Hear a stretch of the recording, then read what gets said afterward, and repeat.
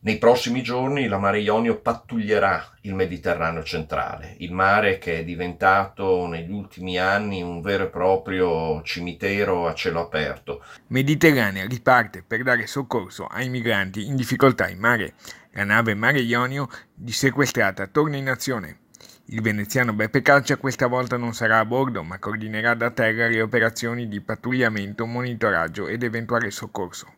Imbarcato, invece, come armatore e capo della spedizione, il veneto Luca Casarini. Racconta Beppe Caccia appena rientrato a Venezia.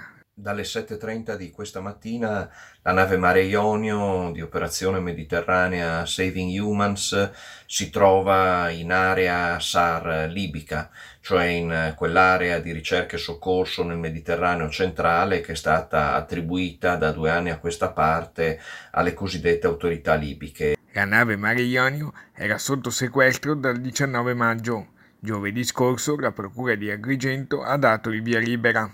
Gli attivisti di Mediterranea lanciano però un preoccupante grido di dolore. Secondo i dati pubblicati dall'Organizzazione per l'Emigrazione delle Nazioni Unite, sono 859 le persone, i migranti che hanno perso la vita nei primi 8 mesi di quest'anno nel Mediterraneo. Chiarissimi gli obiettivi della missione.